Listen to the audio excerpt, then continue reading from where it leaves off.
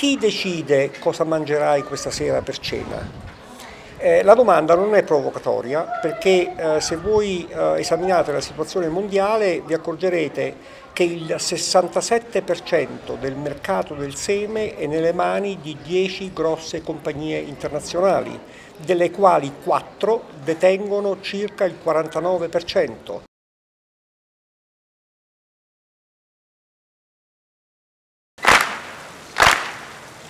1492, il diario di Colombo.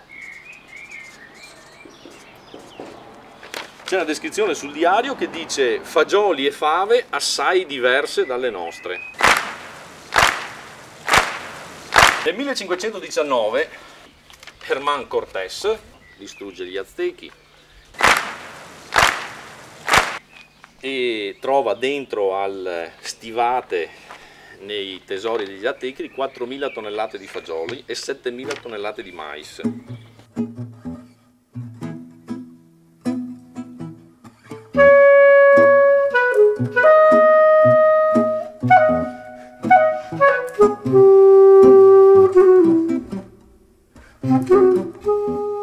Niente, attraverso la semente si possono raccontare delle storie.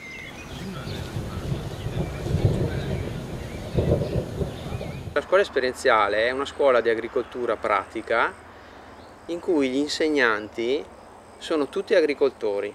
Solo una minima parte del tempo viene dedicata all'aula, ma la maggior parte del tempo viene dedicata all'attività di campo dove si impara coltivando a fianco dell'agricoltore.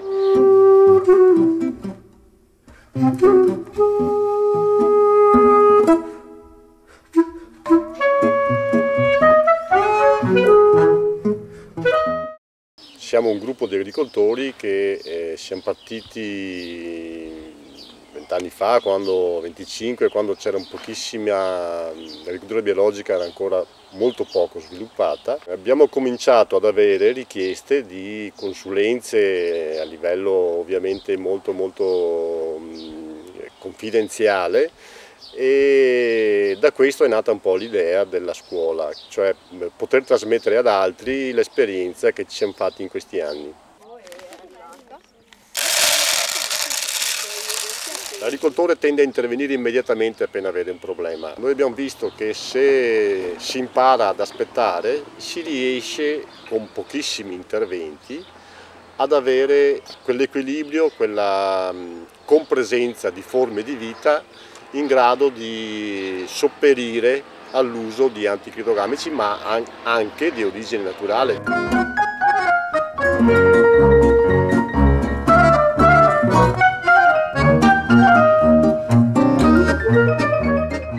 Noi consideriamo il terreno come un grande organismo vivente, ecco, e questo organismo vivente va nutrito con una dieta diversificata, e questa dieta diversificata è fatta dalla coltivazione di tante specie in successioni programmate con arte. A noi non interessa avere alte rese, ma interessa raccogliere sempre tutti gli anni, e questo è il grande patrimonio della piccola azienda agricola, è la fertilità del terreno. All'interno di questo si inserisce la scelta della semente.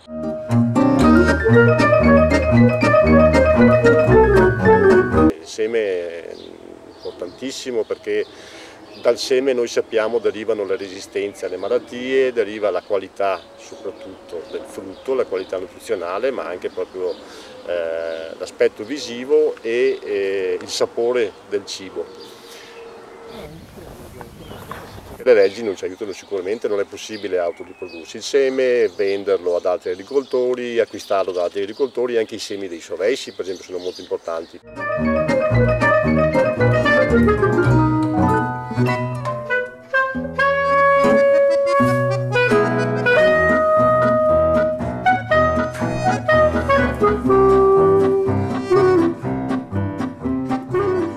Quando si impedisce all'agricoltore di trarre piccoli profitti dalla vendita di sementi autoprodotte, lo si scoraggia anche nel compiere questo lavoro, perché è un lavoro che richiede conoscenze scientifiche e anche in un certo senso arte.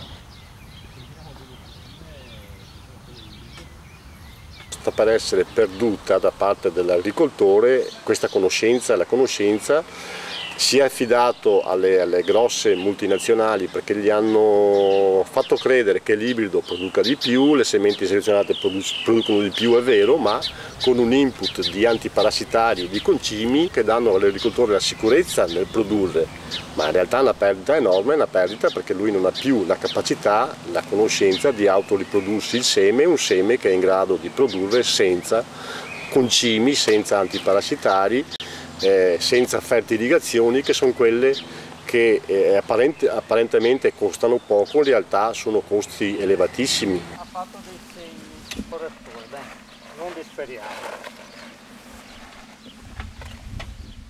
Le ditte sementiere sono andate e continuano ad andare dagli agricoltori a prendere questi semi dicendo che è una questione scientifica, che loro sono interessati a ste robe, in realtà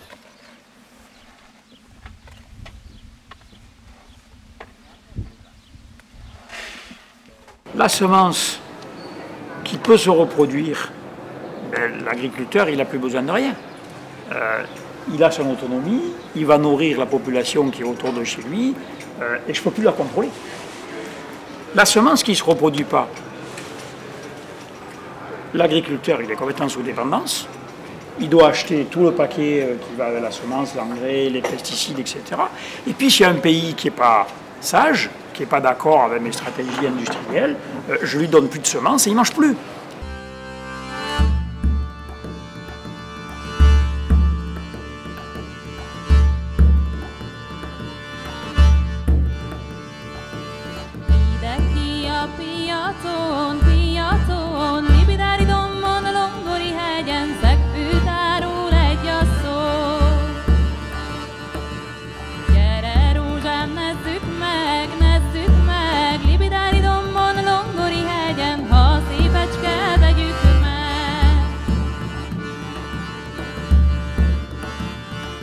Viszonylag új fejlemény Magyarországon, hogy az idősebb egyéni gazdálkodókon és a civil szervezeteken kívül egyre több progresszív helyi gazdálkodói közösség is foglalkozik a tájfajták termesztésével.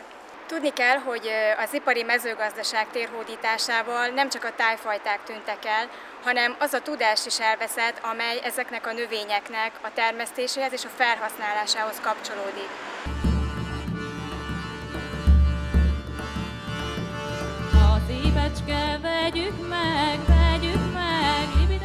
Éppen ezért nagyon fontos, hogy azoknak a gazdálkodóknak a munkáját, amelyek a tájfajták termesztésével foglalkoznak, egyéb szakemberek is támogassák, mint például a génbankok munkatársai, nemesítők, illetve azok az élelmiszer előállítók, amelyek érdekeltek a minőségi termékek előállításában. Az épecske, vegyük meg, Libidáridomban, Longori hegyen, Bokrétába kössük meg. 4 évvel ezelőtt volt egy sajátos helyzet Magyarországon, amikor is a magyarországi megy eladhatatlanná vált, vagy pedig nagyon olcsó áron vásárolták a földolgozók, és a Szövetség az Élő Tiszáért Egyesület akkor határozta el, hogy a már Pesten akkor működő piacán, ami addig elég szerény keretek között működött, meghirdeti az úgynevezett megymentő akciót, ami arról szólt, hogy azt a megyet, amit itt a gazdáktól nagyon olcsó áron vesznek át, azt elvisszük pesti vevőkhöz, és ott egy olyan áron, egy olyan középáron értékesítjük, amivel a pesti vevő is és a termelő és a gazda is jól jár.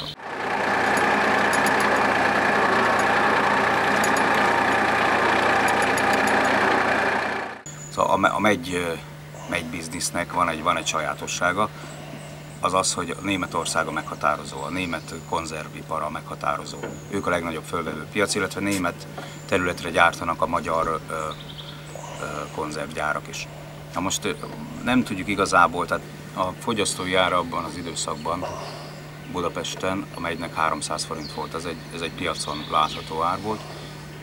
A ipari fölvásárlási ár 40 forint volt, és ezt nagyjából igyekeztünk megfelezni, és 170 forintért hirdettük meg ezt a megymentő akciót, ami nagyon nagy elégedettséget váltott ki a vevőkörből.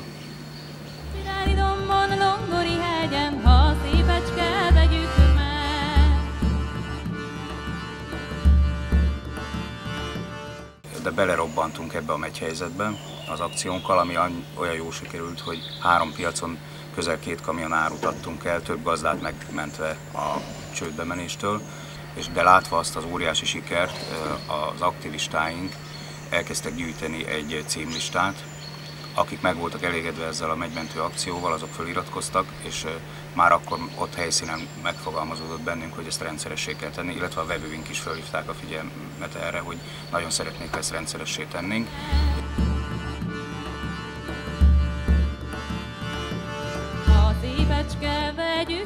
Én tudom, a szervezet körülbelül 1 éve kezdte el a munkáját, kezdett el megjelenni ezeken a piacokon itt Budapesten, mivel ugye ez a főváros, sokan fordulnak meg erre, és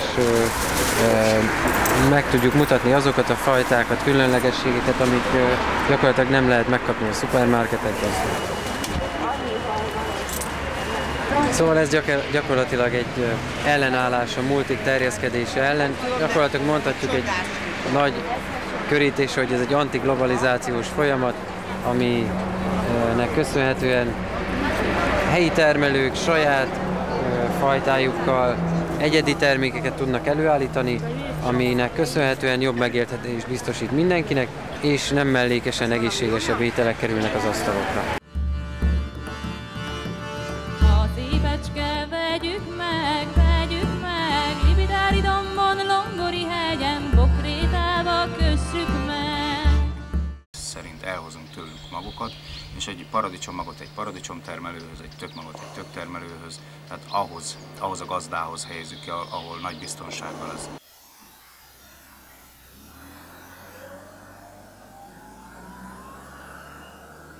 Az harmadik év, hogy a szövetnek a munkatársai megkerestek, hogy ezzel a fajta sütőtökkel, ez a gyomendrődi hagyományos tájjellegű fajtát, valamikor a vetőmag szaporítás, mikor ekkora kisgyerekek voltunk, már akkor is ezt tanultunk apáinktól, hogy hogyan kell a vetőmagot szelektálni. Hogy már az első termésből ki kell választani, hogy melyik az, amelyik alkalmas formára, mindenre, színre vetőmag előállítás. És azokat mindig megjelöltük, beikszöltük, és mi ezt már onnan tanultuk. A mai fiatalok ezt már nem ismerik. És ezért egy 20 éveshez hiány, hogy azt se tudja, mi az a szelekció. Hát ez egyes, hogy saját vetőmagunk előállítása sokkal olcsóbb, mint ha veszek hibrid vetőmagokat. Meg ezeknek a jellegzetes ízük, aromájuk még megvan. A hibrideknek azok teljesen mások.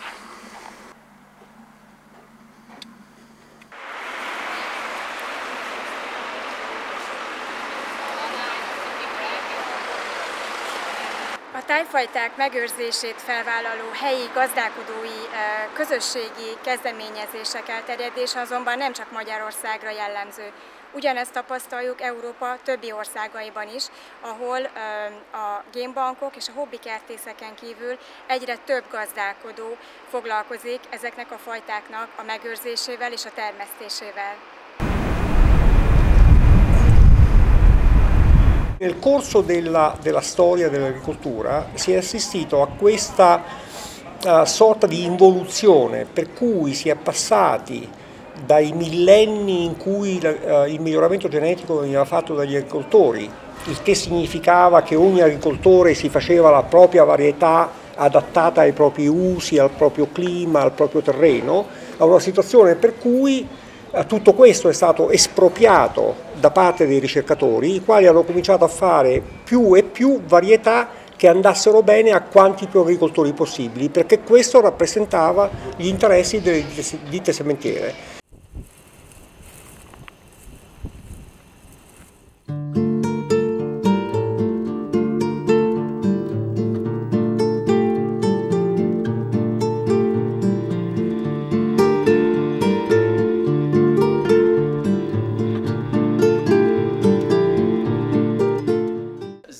سيدي احنا قبل نستحفظوا عليه وندسه الزريعه من ناحيه جدودنا وباتنا ندسوا الزريعه تقعد دائما وبدنا مستحفظين عليها وباش نزرعوها العام كل عام نزرعوا منها اذا كان صبت المطر ولا ندسوها ما ترى شيء.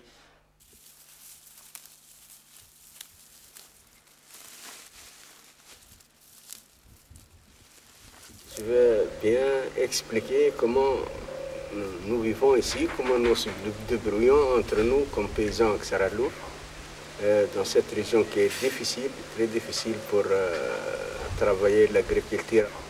Nous travaillons la terre avec des outils manuels, avec des chevaux, avec des mulets.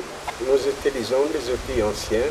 En plus, la solidarité entre nous, lorsqu'on a des récoltes, tout le monde participe. Donc nous sommes habitués pour travailler des travaux collectifs et manuels.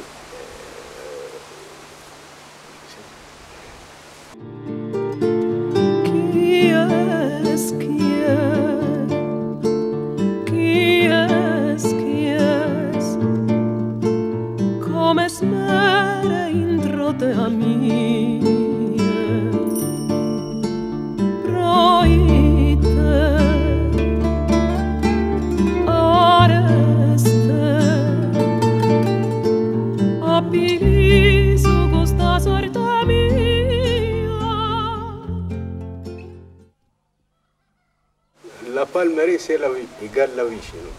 Où vous trouvez les palmiers, c'est-à-dire il y en a de l'eau. Lorsqu'il y a une année de sécheresse, il n'y a pas beaucoup de pluie, nous essayons toujours même de garder les semences de l'année prochaine.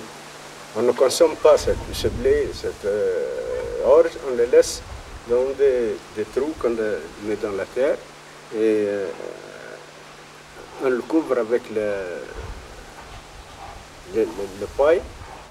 C'est comme ça, on cache, parce que tu restes jusqu'à l'année prochaine, là. On les met la terre bien cachée. Et comme ça, la paille elle protège les grains qui sont dans le trou pour que l'eau ne pénètre pas, ni l'humidité, et reste telle qu'elle est jusqu'à l'année prochaine, ou 2 ans, ou 3 ans.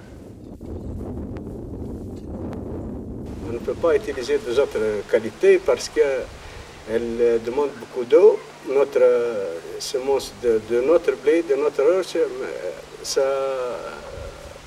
ça marche bien plus que l'autre. قبل قالوا لنا هاي ثم زراعة يبيعوا فيها في السوق من جت من في طيص الحاصل ومداوية، قالوا لنا ها الزراعة هذه باهية واشتروا منها، ولت الفلاحة والناس تشتري منها. الواحد ما عادش تستحفظ على الزراعة الأصلية، ولينا نشروا ساعة الناس تشري ويزرعوا منها ويغرسوها، لكن مداوية، زراعة مداوية العام الآخر حتى تخلي منها ما عادش تعطي غلة صالحة، ما عادش تجي غلة كيما مطعمها حلو وريحتها طيبة ويعطونا في الحاصل الزراعة، ما عادش ياكو لازم تغرسها السنة العام الجاي راهي ما عادش تصلح. Vous voyez ça dans les marchés, par exemple, vous trouvez les légumes ou les fruits où on utilise ces produits-là, ne sont pas mûrs normaux. Vous trouvez par exemple dans la peau de la fruit, elle est mûre, mais à l'intérieur, elle n'est pas mûre. Elle n'a pas le goût, elle n'a pas l'odeur, elle n'a pas du tout. لازمك تزيد تشري زراعة أخرى، كل عام لازمك تشري. قبل احنا لا، قبل ندسوا الزراعة الأصلية اللي متاعت الأصلية اللي هي مخلاها جدودنا وباتنا، الزراعة الأصلية هذيك تقعد دائما وبدنا نستحفظ عليها السنة نغرسوا منها.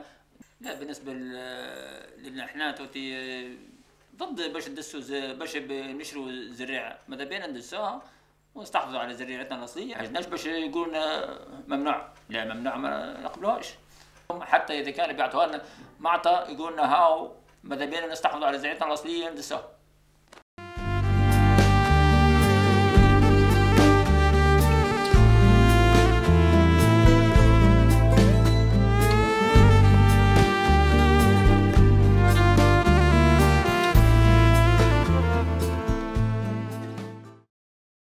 Toutes les plantes ont une grande capacité de s'adapter. Ce sont des organismes vivants. Et pour les adapter, il suffit de prendre une partie de la récolte et de la ressemer dans les mêmes conditions. Et petit à petit, la plante s'adapte à son terroir, au climat. Et si je garde une grande variabilité génétique dans ma plante, elle aura une grande capacité à s'adapter aux changements, et notamment aux divers changements climatiques. Ça, c'est ce qu'on appelle les sélections paysannes, les semences paysannes, ce que les agriculteurs font depuis plusieurs siècles.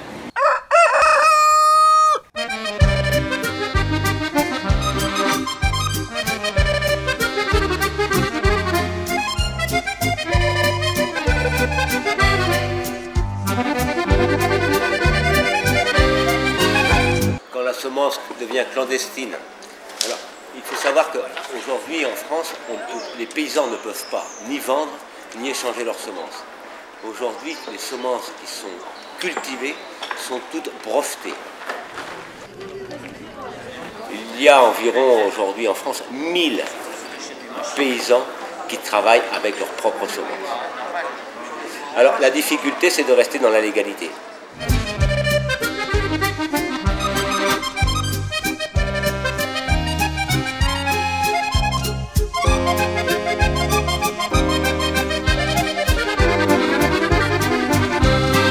Et nous, à Grosbiaux-Périgord, on a commencé à travailler sur le problème des semences il y a une dizaine d'années. Il y a une dizaine d'années, pourquoi? Mais tout simplement puisqu'en fait, les fraudes, les répressions des fraudes, ont annoncé que sur les lots de semences, il y avait eu 24% de semences certifiées non OGM qui malheureusement étaient polluées OGM. Je travaillais avec deux collègues qui s'appellent Dominique Lecomte et Bertrand Lassaigne. Et là, on a réfléchi à la problématique en se disant mais ça devient une catastrophe, on ne peut plus avoir confiance dans les semences achetées qui sont garanties non OGM. Comment pouvons-nous continuer? Mon premier objectif, c'était de répondre à la problématique immédiate de me prémunir des OGM. Je fais partie de la Confédération paysanne depuis la création, donc on n'est pas pour les OGM. Hein. Toutes les semences que je fais, je donne à la maison de la semence. J'en garde une partie pour moi, mais l'autre partie est donnée à la maison de la semence, et c'est la maison de la semence qui gère la dispersion des semences.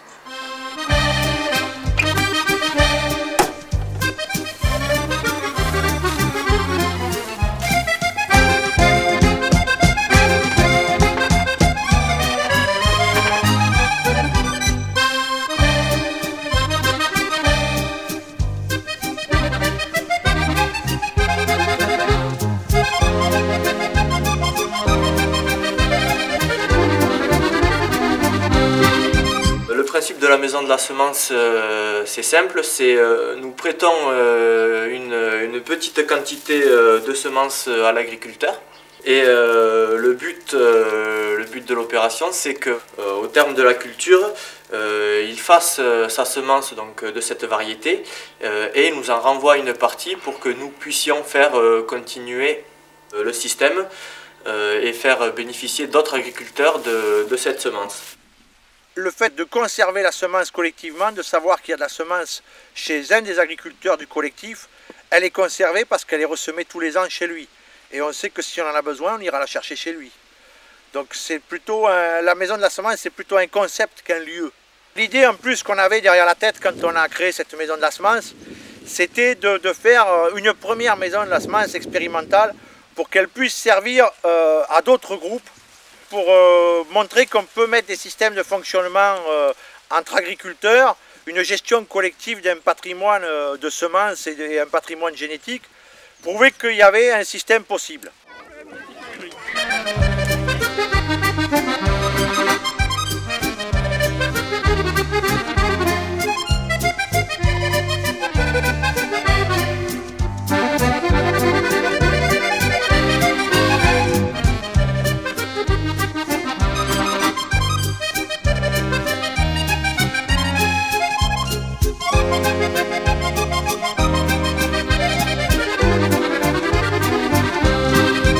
Garder de la semence dans un placard, dans un frigo, dans des bouteilles, c'est très bien. Mais la semence, elle doit être conservée dans les champs et elle doit, pour s'adapter justement au terroir, aux techniques des agriculteurs, au climat, il faut qu'elle soit reproduite tous les ans et qu'elle soit ressemée tous les ans. Nous, on ne conserve que des petits lots de sauvegarde, mais la grande majorité des semences qui sont ici vont repartir en expérimentation chez des producteurs. Donc voilà, c'est ce qu'on appelle la gestion dynamique, la gestion dans les champs faite par les producteurs. Notre plus gros problème dans le début de ce programme, ça a été de comprendre comment on pouvait faire sa propre semence à la ferme. Alors que pendant des millénaires, les agriculteurs, ils ont fait ça.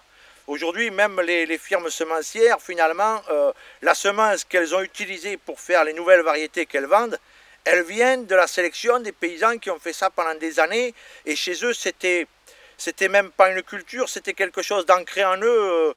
Il est quand même pas normal que ce soit les paysans qui ont sélectionné les semences et que maintenant il faut revenir et payer à chaque fois et qu'on n'a pas le droit d'échanger nos semences qu'on a mis au point. C'est quand même bien les agriculteurs qui ont mis au point les variétés qui existent et pas les semenciers.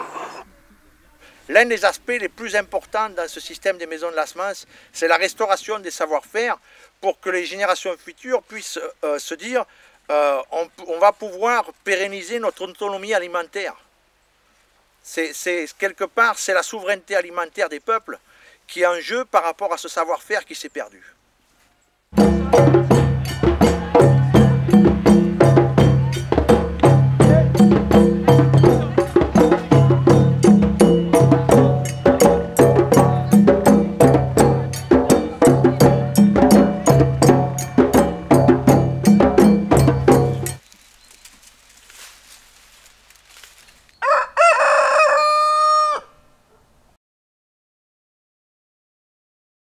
Donc c'est le droit à l'alimentation qui disparaît. C'est le contrôle politique et économique de la planète entière qui est derrière cette guerre des semences. Donc pourquoi l'industrie pousse la solution qui ne marche pas pour contrôler la planète et gagner de l'argent en contrôlant la planète? On ne peut pas faire la même chose partout. La semence ne peut pas être uniforme. Vouloir penser ça, à mon avis, c'est une hérésie. Il faut qu'il y ait une réaction de masse pour influencer les politiques, sinon c'est les firmes, c'est les multinationaux qui arriveront à passer. Hein. Les gens qui ont fait la révolution, les martyrs sont tous des paysans. Le futur, c'est pour les paysans. Hein?